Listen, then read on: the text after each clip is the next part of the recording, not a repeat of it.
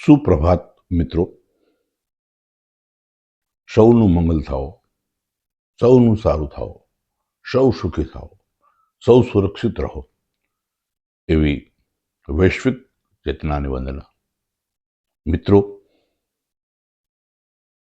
ભીખાભાઈ અમીન મારા પ્રિય મિત્ર છે. જેટકોના એ પૂર્વ કર્મચારી અને અગ્રણી પણ છે. નિવૃત્ત જીવન જીવે છે. ગાંધીનગરમાં રહે છે અને એમને કટિંગ કાલે ન્યૂઝપેપરનું મને મોકલ્યું. એ કટિંગમાં એવું લખેલું છે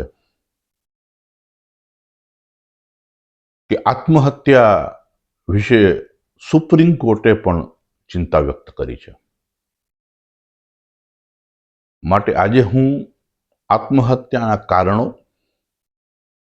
અને આત્મહત્યાના ઉપાયો વિશે આપ સમક્ષ મિત્રો વ્યક્ત કરવાનો છું, અભિવ્યક્ત કરવાનો છું. સૌ મિત્રોને મારી હાર્દિક વિનંતી છે કે મારા વિચારો શેર કરીને, લાઈક કરીને, મારી ચેનલને સબસ્ક્રાઇબ કરીને લોકો સુધી પહોંચાડજો. મિત્રો, હું ખૂબ જ નાની ઉંમરમાં જાહેર જીવનમાં આવેલો છું. સમજો ને 20 વર્ષની વયે. મેં અનેક લોકોને સમૃદ્ધ થતા જોયા છે. અનેક સંપત્તિવાન લોકોને ગરીબ થતા જોયા છે. અનેક લોકોના સંતાનોને મેં આત્મહત્યા કરતા જોયા છે. અનેક લોકોને જેની પાસે કશું ન હતું એવા પરિવારના લોકોને મેં સમૃદ્ધ થતા જોયા છે. કોઈ પણ માણસને પોતાની જિંદગી ખૂબ જ વહાલી હોય છે, ખૂબ જ પ્રિય હોય છે. માટે તે વારંવાર અરીસામાં જુએ છે, સારા કપડાં પહેરે છે, કારણ કે એને સારું બનવું છે. પણ સારું બનવા માટે જે સ્કિલનું ડેવલપમેન્ટ થવું જોઈએ, સારા બનવા માટે સુખ પ્રાપ્તિ માટે જે ધીરજ જોઈએ, સફળતા પ્રાપ્તિ માટે જે પેશન જોઈએ, વિજેતા બનવા માટે હાર ન માનવાની જે માનસિકતા જોઈએ, મોટાભાગના યુવાનોમાં આ ધીરજનો ભાવ જોવા મળે છે. આજના સંદર્ભમાં વાત કરીએ તો જ્યાં જ્યાં આત્મઘટનાની ઘટનાઓ ઘટે છે ત્યાં મોટા ભાગે અનૈતિક સંબંધો મુખ્યપણે જોવા મળે છે. બીજું, અપ્રામાણિક માર્ગે જે ઘરમાં સંપત્તિ એકત્ર થાય છે એ ઘરમાં આત્મહત્યાનું પ્રમાણ વધે છે. ત્રીજું, જે ઘરમાં પ્રેમ અને ક્ષમા જેવા ગુણોનો વિકાસ થયો નથી અને જેના માતા પિતા પોતાના સંતાનો માટે પ્રેમથી વાત કરતા નથી, એ ઘરના પ્રતિભાશાળી અતિ સંવેદનશીલ વિદ્યાર્થીઓ અને યુવાનો આત્મહત્યાનો માર્ગ પસંદ કરે છે. આત્મહત્યા કરવી એ કોઈ મર્દાનગીનું કામ નથી. આત્મહત્યા એ તો પાપ છે. કોઈ યુવાન આત્મહત્યા કરે છે ત્યારબાદ એના માતા પિતા ઉપર જે વીતે છે એ અકલ્પનીય હોય છે.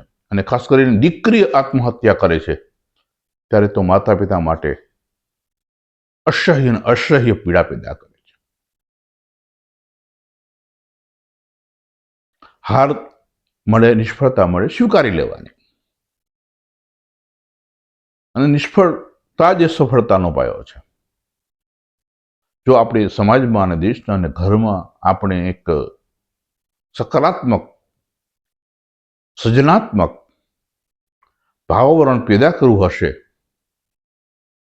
તો ઘરમાં પ્રેમ, સ્નેહ અને ક્ષમાનું વાતાવરણ નિર્માણ કરવું પડશે. ત્યારબાદ પ્રાથમિક શાળામાં સ્નેહ, ક્ષમા, સહનશીલતા જેવા ગુણોનું સિંચન કરવું પડશે. દરેક વ્યક્તિ પોતાને ઈચ્છતી હોય એ વ્યક્તિ મરે ક્યારે, શા માટે મરવાનું વિચારે, આ એક ચિંતાનો વિષય છે. અને મિત્રો, હંમેશા યાદ રાખજો,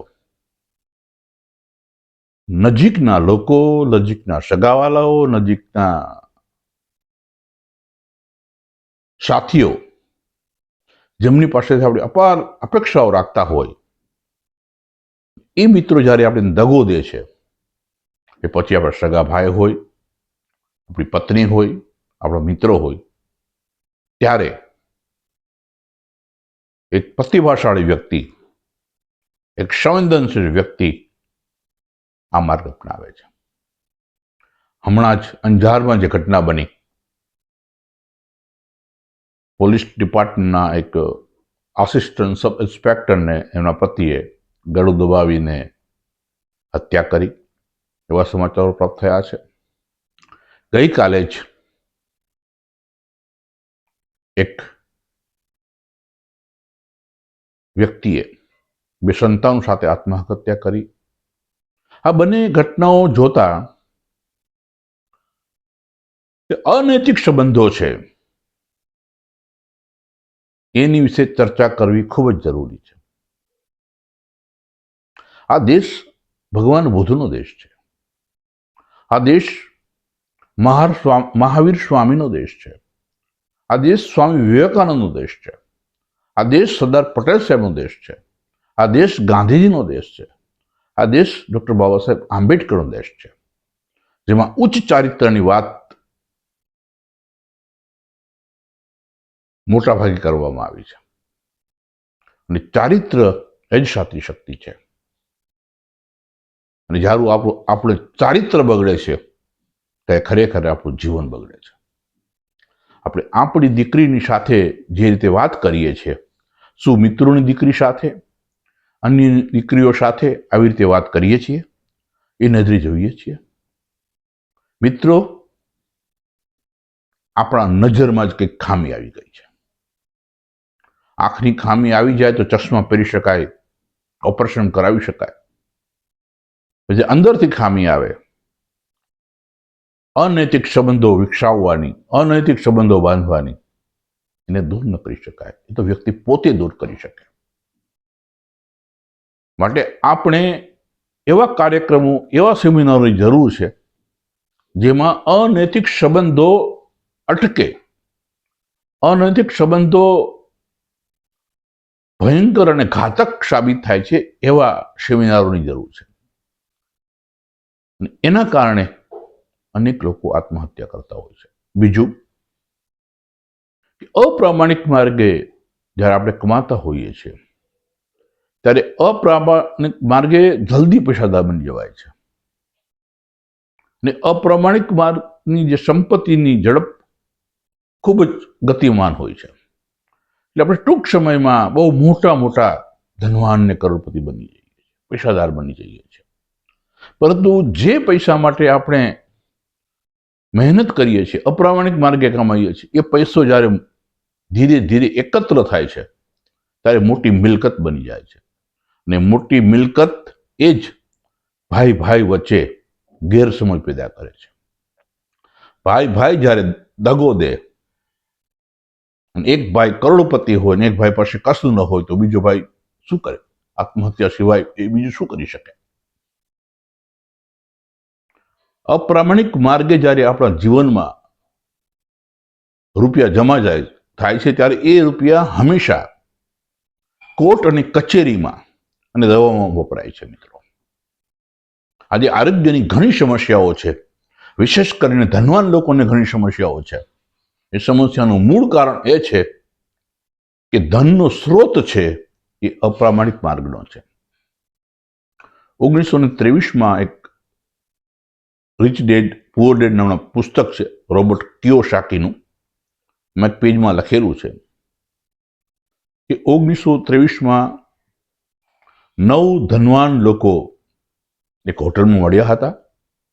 તેની સંપત્તિ 9 જણાની સંપત્તિ અમેરિકાની કુલ સંપત્તિ કરતા વધારે હતી.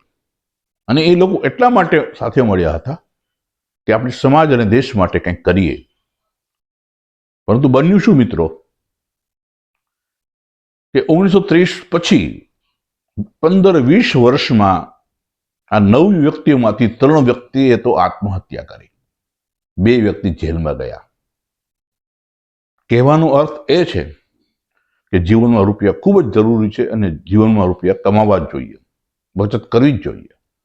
પણ જ્યારે એ રૂપિયો સદમાર્ગે વાપરતા નથી, આપણે માત્ર આપણા જીવનના શોખ પૂરા કરીએ છીએ, ત્યારે એ રૂપિયો જ આપણે લાંબા ગાળે દુઃખદાયક બને છે. દરેક ધર્મનો સાર એ છે સારું વિચારો, સારું બોલો, સારું કાર્ય કરો અને તમારા માતા પિતાના સંસ્કારને દીપાવો. જ્યારે આપણે એક આજ્ઞાકિત પુત્ર, વિશ્વાસપાત્ર જીવનસાથી અને આદર્શ માતા પિતા બનીએ છીએ, હું માનું છું, ત્યારે જ આવી આત્મહત્યાની ઘટનાઓ ઘટશે. આપણે ભૌતિકતા તરફની દોટને આધ્યાત્મિકતા તરફની દોટ તો વાળવી પડશે. જો આપણે આ કરવામાં નિષ્ફળ ગયા તો આપણા સંતાનો ખોટા માર્ગ જતા વાર નહીં લાગે. કોઈ વ્યક્તિ 60 વર્ષે પોતાનો એકનો એક યુવાન આત્મહત્યામાં ગુમાવે છે. મિત્રો, કલ્પના કરો કે એ માતા પિતા માટે એ કેટલી ભયંકર બાબત હશે. મિત્રો, યાદ રાખો, જે વ્યક્તિ આત્મહત્યા કરવાનો વિચારે છે એ ધીરે ધીરે ધિક્કારની ભાવના પોતામાં વિકસાવે છે. ત્યારબાદ એ બીજા લોકો વિશે ધિક્કારના વચનો બોલે છે. પછી તે એકલો રહેવાનું પસંદ કરે છે. બધા લોકો નકામા છે એવી મનમાં માન્યતા ઘર કરી જાય છે. પછી નક્કી કરી લે છે મારે મરી જવું. પણ મરવું પણ સહેલું નથી.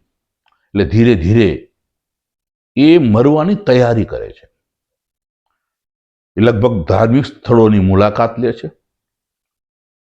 વધુ પ્રમાણમાં ધાર્મિક પૂજાપાઠ કરે છે. ત્યારબાદ આત્મહત્યાના સાધનો એકત્ર કરે છે, બહુ જ ઓછું બોલે છે. આપણે લાગે કે આ સુધરી ગયો છે, શાંત થઈ ગયો છે, પણ ખરેખર એના આંતરમનમાં નકારાત્મકની પરાકાષ્ઠા પહોંચી ગયું છે. જે વ્યક્તિ હંમેશા બોલતો હોય ને એ વ્યક્તિ જ્યારે ચૂપ થઈ જાય, જે વ્યક્તિ બહાર જતો હોય ને એ વ્યક્તિ ઘરમાં અંદર ને અંદર રહ્યા કરે, ત્યારે સમજી લેવાનું કે એને પ્રેમની શું જરૂર છે. મિત્રો, જીવનમાં રૂપિયા કરતા સ્નેહ, પ્રેમ, સહનશીલતા અને ક્ષમા, આ ગુણો વિકસાવવા ખૂબ જ જરૂરી છે. જો આપણે આ ગુણો નહીં વિકસાવી શકીએ તો આવનારી પેઢી છે એને આપણે સંસ્કારોનું મગજમાં વાવેતર નહીં કરી શકીએ. માટે આપણા બાળકો સાથે આપણે વાતો કરીએ, એના મિત્ર બની જઈએ. એ નિષ્ફળતાને મળે તો એનો ખંભો સાંભળીએ, કઈ નહીં બેટા, નિષ્ફળતા તો મળે, મને પણ મળેલી, ઘણા સવા લોકોને મળેલી. જ્યારે આપણે બાળકો સાથે, આપણી પત્ની સાથે, પરિવાર સાથે દરરોજ 1 કલાક પ્રેમ, હૂંફ, સ્નેહ અને સ્મિત સાથે વાતો કરીશું, એ જ તેનો ઉપાય છે. બહારની કોઈ સેમિનાર એટલા પ્રભાવશાળી નહીં બની શકે જેટલા ઘરનું ભાવાવરણ આપણને પ્રેરણા આપશે. આપણા ઘરના ભાવાવરણને, ઘરના વાતાવરણને આપણે શુદ્ધ, પવિત્ર, આધ્યાત્મિક બનાવીએ. અને આ જ રસ્તો છે કે આપણે આપણા મનની શક્તિને પણ વિકસાવી શકીએ. અને મનની શક્તિ ત્યારે વિકસે છે જ્યારે આપણે સહનશક્તિ વિકસાવીએ છીએ, દરેક લોકોને ક્ષમા આપીએ છીએ, વિરોધીઓને પણ પ્રેમ કરીએ છીએ, ત્યારે ધીરે ધીરે આપણા મનની શક્તિ વિકસે છે. મિત્રો, આપણા મનની શક્તિ, એક સંશોધન પ્રમાણે આપણા મનની શક્તિમાંથી આપણે માત્ર 90%માંથી 100%માંથી 60% પણ મનની શક્તિનો ઉપયોગ કરતા નથી. કારણ કે આપણે સારું વાંચતા નથી, સારા મિત્રોનો સંગ કરતા નથી, પ્રામાણિક માર્ગે કમાતા નથી, સારા લોકો સાથે મિત્રતા દાખવતા નથી,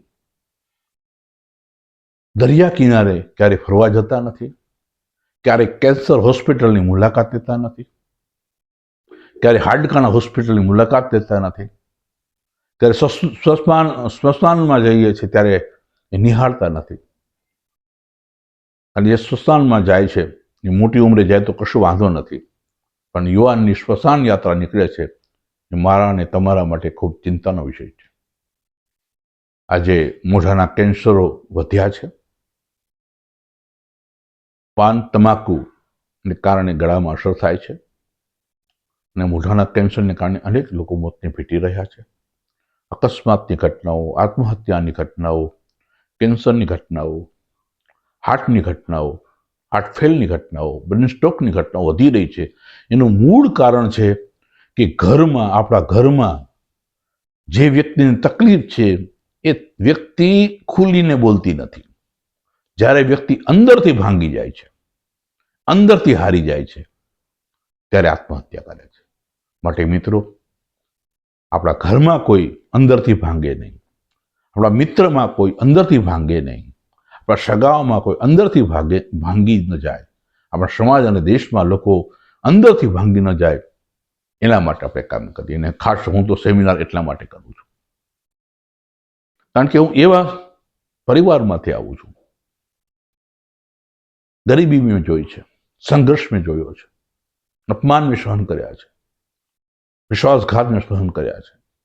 પરંતુ હું એટલા માટે બચી ગયો કે હું મરી જઈશ તો મારા માતા પિતાનું શું થશે, મારા સંતાનોનું શું થશે, મારી જીવન સાથેનું શું થશે. જ્યારે આપણે સારા હોઈએ છીએ, સારું વાંચીએ છીએ, સારું લખીએ છીએ, ત્યારે આવા વિચારો આવે છે અને મોતથી, આત્મહત્યાથી આપણે બચાવે છે. ચાલો મિત્રો, આપણે સદવાંચન કરીએ, સારા મિત્રોનો સંગ કરીએ, ઐતિહાસિક સ્થળોની મુલાકાત લઈએ, સૌ સાથે પ્રેમ સાથે, સ્નેહ સાથે વાત કરીએ, તો ચોક્કસ આવનારા સમયમાં આપણે સુખ, સમૃદ્ધિ, શાંતિ, સુરક્ષાના વાતાવરણમાં, ભાવાવરણમાં જીવતા હોઈશું. જીવનમાં જીવતું રહેવું ખૂબ જ જરૂરી છે, પણ જીવવાના અનેક અવસ્થા હોય છે. ડીએસપી સામે એક ગુનેગાર તરીકે ઊભું રહેવું, એક ન્યાયાધીશ સામે એક ગુનેગાર તરીકે ઊભા રહેવું, એક માનસિક હોસ્પિટલમાં એક માનસિક દર્દી તરીકે ઊભા રહેવું, એ સન્માનપૂર્વક જીવન નથી મિત્રો. સન્માનપૂર્વક જીવન એ છે કે તમે એવું કંઈક જીવન જીવો જેનાથી કોકના જીવનમાં અજવાળા પથરાય. આપ મિત્રો મારા સેમિનારના માધ્યમથી આવું કરવા માંગતા હો તો મારા સેમિનારના ચાની જાજી ચિંતા નહીં કરતા. હું સેમિનારમાં ચોક્કસ આવીશ, કારણ મને ખબર છે કે 61 વર્ષનો હું થઈ ગયો છું. ગમે ત્યારે મૃત્યુ ભેટવાનું છે અને જે મેં ભેરું કર્યું છે મારી સાથે આવવાનું નથી.